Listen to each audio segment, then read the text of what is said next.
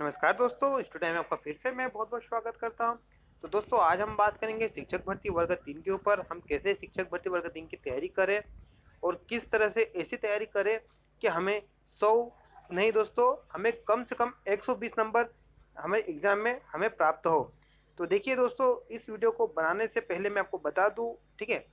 ये वीडियो बनाने से पहले मैंने बहुत सारे ऐसे वीडियो देखे हैं जो टॉपर्स हैं जिनके नंबर 120 से ऊपर है, किसी टॉपर्स का नंबर 130 है।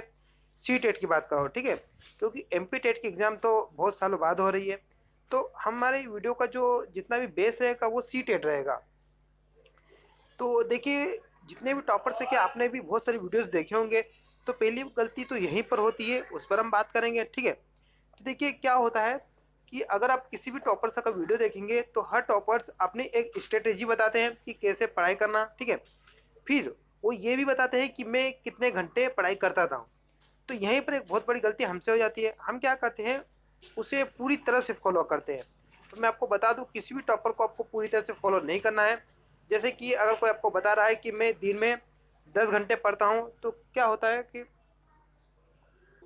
तो हम भी क्या करते हैं कि उनके हिसाब से 10-10 घंटे पढ़ने लग जाते हैं।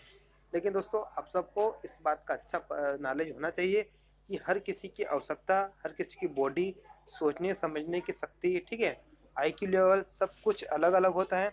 तो हमें किसी को पूरी तरह से कॉपी नहीं करना है। हाँ, उनके वीडियोस देखना है, उनकी पढ़ाई के ट्रिक्स देखना है, उन्होंने किस तरह से हर सब्जेक्ट को हैंडल किया वो देखना है। ये सब चीज़ें अगर आप उनसे सीखोगे तो अच्छी बात है। लेकिन आप ये सोच रहे हो कि उन्होंने जिस टाइम टेबल को फॉलो किया हम भी उसी टाइम टेबल को फॉलो करें, तो ये आप बहुत बड़ी गलती कर रहे हो। आपके कभी भी ही 100+ नंबर नहीं आएंगे, ठीक है। तो देखिए, किसी भी एग्ज़ाम की तैयारी करने से पहले आपको एग्ज़ाम के सब्जेक्ट पता होना चाहिए। ओके। तो अगर हमें एम पी टेट की बात करूँ, तो एम पी टेट के जितने भी सब्जेक्ट हैं और किस सब्जेक्ट से कितने अंक के प्रश्न आएंगे, ये भी हमें पता होना चाहिए। देखिए, एग्ज़ाम की तैयारी शुरू करने से पहले हम सबसे पहले क्या करते हैं, डायरेक्ट मार्केट से बुक्स खरीद लेते हैं और पढ़ने लग जाते हैं। हमें यही नहीं पता हो रहा है कि हम किस सब्जेक्ट में से कितने प्रश्न आ रहे हैं, ठीक है, और किस सब्जेक्ट को कितना टाइम देना है और किसकी इम्पोर्टेंस ज़्यादा है। ये सभी चीज़ें किसी भी एग्ज़ाम के लिए बहुत ही इम्पोर्टेंट होती है। तो देखिए, एमपीटेट में अगर मैं बात करूँ तो सबसे पहले तो इस वीडियो को बनाने से पहले मैंने बहुत सारे वीडियोस देखे हैं। जो टॉपर्स हैं उनकी अच्छी अच्छी बात जितनी भी बात है, उनका अच्छा अच्छा नॉलेज है, वो मैं आपके साथ शेयर करूँगा। क्योंकि मैंने पर्टिकुलर अभी एम पी टेट के एग्ज़ाम में मुझे इतना अनुभव नहीं है, लेकिन मैंने ऐसे बहुत से एग्ज़ाम दिए हैं जिनका मुझे अनुभव है, वो मैं आपसे शेयर करूँगा। तो सबसे पहली बात दोस्तों, आपको पता होना चाहिए कि जो सब्जेक्ट है, तो देखिए बाल विकास सब्जेक्ट है, ये आप सबको पता होगा।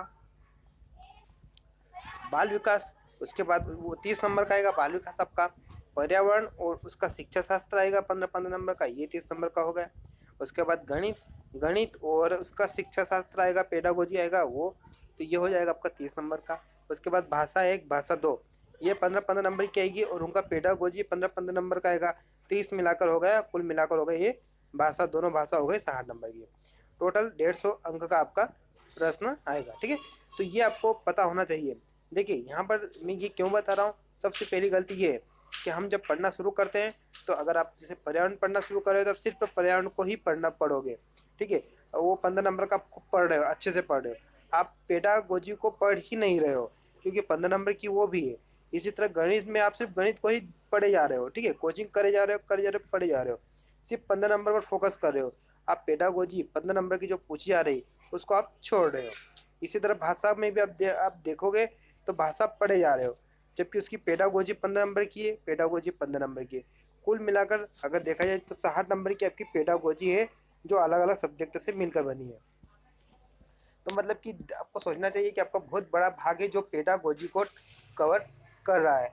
तो ये आपको एक स्ट्रेटजी में इसको शामिल करना चाहिए कि पेडागोजी को भी इम्पोर्टेंस ज़्यादा से ज़्यादा दी जाए, ठीक है। सब्जेक्टों को देना तो है ही, साथ ही साथ दोस्तों आपको अपने अलग अलग आपका आईक्यू लेवल है, आपकी अलग अलग सोच है, पढ़ने की क्षमता आपकी अलग अलग है, ठीक है। तो कभी भी किसी भी टाइम टेबल को फॉलो ना करें, ठीक है। आप अपनी क्षमताओं का उपयोग कर अपने हिसाब से चीज़ों को पढ़ने की क्षमता के हिसाब से फॉलो करें। मैं देख रहा हूँ आप किसी के टाइम टेबल को फॉलो करने की कोशिश करते हो, मैं 100% लिख के देता हूँ, आप भी मुझे कमेंट अगर देख रहे हो तो मुझे कमेंट करके बता देना कि कभी भी टाइम टेबल फॉलो नहीं होता है। आपने भी कॉलेज टाइम या फिर स्कूल टाइम बहुत सारे टाइम टेबल बनाए होंगे, लेकिन किसी से भी टाइम टेबल फॉलो नहीं होता दोस्तों, इज़ अ नेचुरल।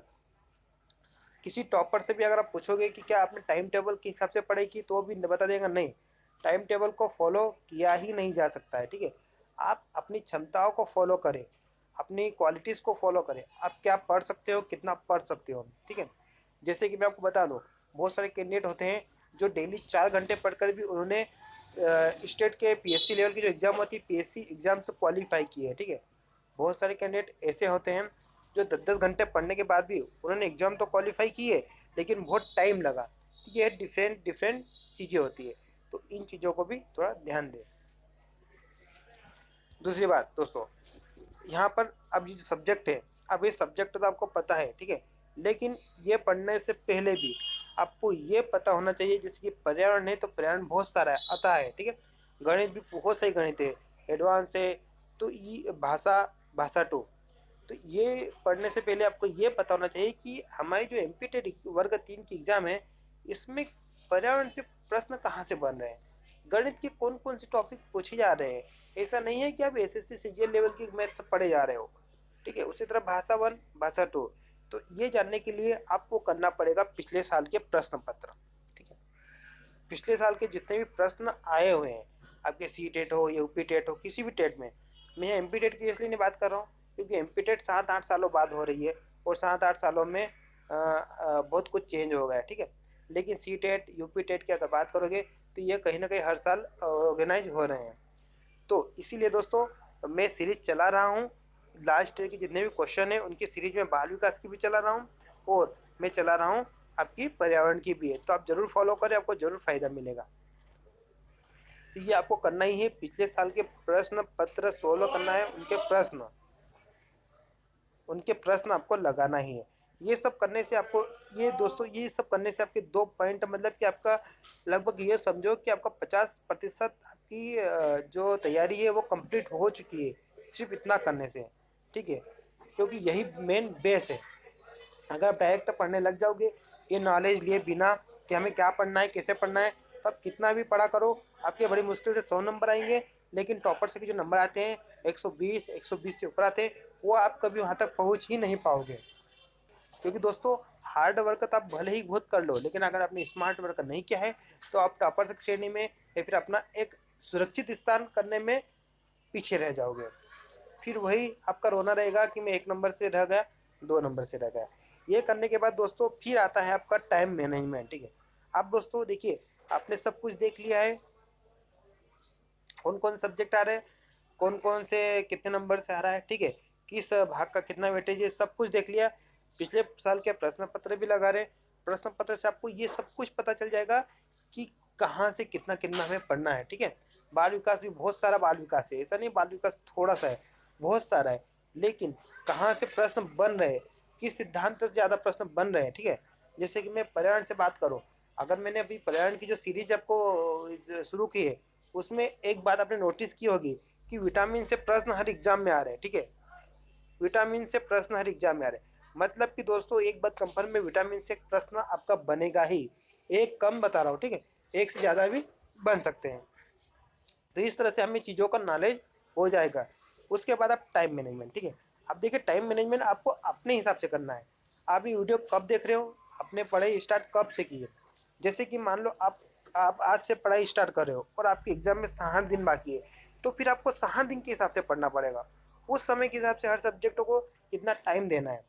और उसके साथ ही टाइम मैनेजमेंट में आपको इन बातों का ध्यान रखना होगा कि आपका कमज़ोर सब्जेक्ट कौन सा है। जैसे कि बहुत सारे कैंडिडेट्स हैं जिनका कमज़ोर सब्जेक्ट मैथ्स होता है, तो उन्हें मैथ्स को अधिक टाइम देना पड़ेगा। ठीक है, फिर पर्यावरण, आपके बाल विकास, ये 3 सब्जेक्टों को आपको टाइम देना है। उसके बाद फिर आपको ध्यान देना है भाषा 1, भाषा 2 पर। तो इन चीज़ों का टाइम मैनेजमेंट को ध्यान देना है। मान लो आपका जो टाइम मैनेजमेंट बचा है, आपका टाइम बचा है, मान रहा हूँ, ठीक है, 60 दिन बचे हैं, और मैं तो मान रहा हूँ दोस्तों कम से कम 60 दिन तो आपको आपको मिल ही जाएंगे आपकी वर्ग 3 के एग्जाम में। अब इस 60 दिन में आपको हर दिन का एक टाइम बनाना पड़ेगा कि मुझे आज के दिन में क्या क्या पढ़ना है, किस तरह से पढ़ना है, ठीक है, और कौन कौन से टॉपिक पढ़ना है। तो इन 60 दिनों में आपको हर दिन को अलग अलग डिवाइड करना पड़ेगा, ठीक है। हर दिन में आपको ये चीज़ का ध्यान रखना पड़ेगा कि कौन सी टॉपिक सरल है और कौन से कठिन है, ठीक है। पहली बात तो आपको कठिन पर आपको ज़्यादा वर्क करना है, तो आपको कठिन जो टॉपिक है या कठिन आपका जो सब्जेक्ट है उस पर आपको ज़्यादा टाइम देना पड़ेगा। सरल को कुछ कैंडिडेट क्या करते हैं कि जैसे कि अगर मैं मान लूँ कि मुझे मैथ से ईजी लगती है, मैं अपना एग्जाम्पल दे रहा हूँ, तो इसका मतलब ये नहीं कि मैं मैथ्स को पढ़ना ही छोड़ दूँ, गणित को, क्योंकि मुझे आता है सब। नहीं, अगर मुझे भले ही पूरी मैथ्स आती हो, अगर मैं इसे छोड़ दूंगा पढ़ना तो मैं इसमें स्कोर नहीं कर पाऊंगा, चाहे मेरी मैथ्स अच्छी हो, ठीक है। क्योंकि किसी भी चीज़ को अगर आप प्रैक्टिस में नहीं रखोगे तो वो आपसे दूर हो जाएगी। तो इसी तरह हर चीज़ को आपको प्रैक्टिस में रखना है, ठीक है, लेकिन ध्यान देना है जो कमज़ोर है उस पर ज़्यादा ध्यान देना है।